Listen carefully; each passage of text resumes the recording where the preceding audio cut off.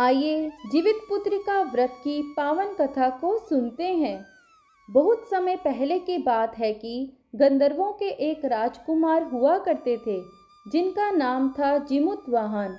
बहुत ही पवित्र आत्मा, दयालु व हमेशा परोपकार में लगे रहने वाले जीमूतवाहन को राजपाट से बिल्कुल भी लगाव न था।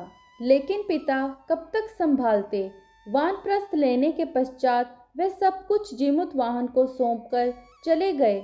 लेकिन जीमूतवाहन ने तुरंत अपनी तमाम जिम्मेदारियों को अपने भाइयों को सौंपते हुए स्वयं वन में रहकर पिता की सेवा करने का मन बना लिया। एक दिन वन में भ्रमण करते करते जीमूतवाहन काफी दूर निकल आए। जब वह जंगल से गुजर रहे थे तो उन्होंने देखा कि एक सुनसान स्थान पर नाग माता विलाप कर रही हैं।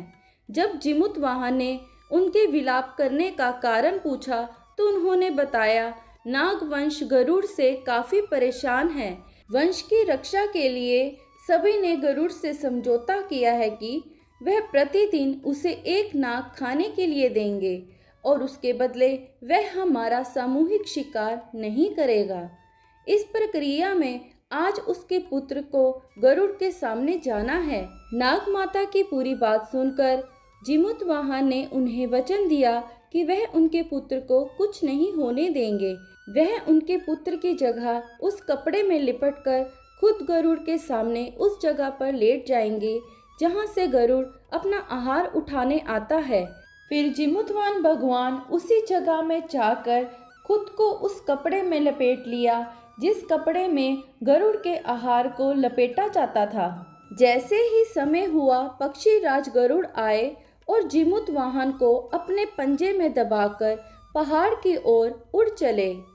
कुछ देर बाद गरुड़ को लगा आज जो उसके पंजों में है ना वह चिल्ला रहा है और ना ही रो रहा है। क्या उसे अपने प्राणों के खोने का भय नहीं है? गरुड़ ने उसका कपड़ा हटाया तो गंधर्वराज जीमूतवाहन को पाया। जीमूतवाहन ने अपनी सारी कहानी गरुड़ को सुनाई। पक्षी राज जीमूतवाहन की दयालुता व साहस से प्रसन्न हुए। वह उसे जीवन दान देते हुए भविष्य में बलि न लेने का वचन दिया। इस तरह से जीमूतवाहन ने नागों की रक्षा की। तभी से संतान की सुरक्षा और सुख के लिए जीमूतवाहन की पूजा की शुरुआत की गई। माताओं के लिए यह व्रत बहुत ही फलदायी होता है। यहीं पर जीवितपुत्रिका की व्रत कथा समाप्त हुई।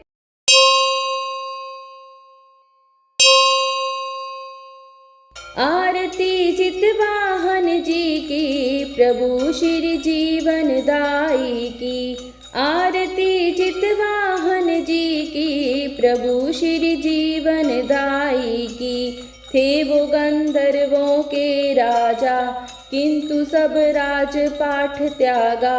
थे वो गंधर्वों के राजा, किंतु सब राजपाठ त्यागा। वन को गए पिता के लिए, उन्होंने सेवा सारी की। प्रभु श्री जीवन दाई की।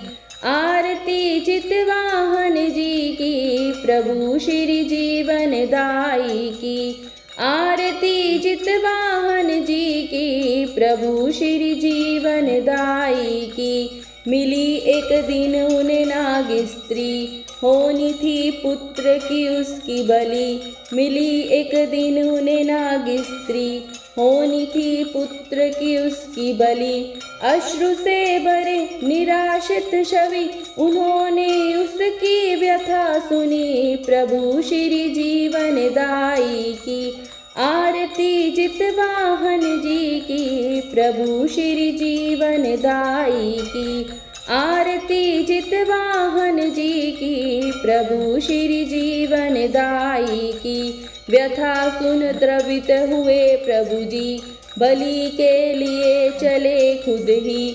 व्यथा सुन द्रवित हुए प्रभु जी, बलि के लिए चले खुद ही। साहसी डंग देख हुआ दंग, गरुड़ ने नाग बलि छोड़ी। प्रभु श्री जीवन दाई की। आरती जितवाहन जी की, प्रभु श्री जीवन दाई की। आरती जितवाहन जी की, प्रभु श्री जीवन दाई की। नागपुत्रों की रक्षा, प्रभु को मिली शिव अनुशंसा। नागपुत्रों की रक्षा, प्रभु को मिली शिव अनुशंसा। जो जितिया करे जिमुत को पूजे, सुखी रहे उनकी संतति।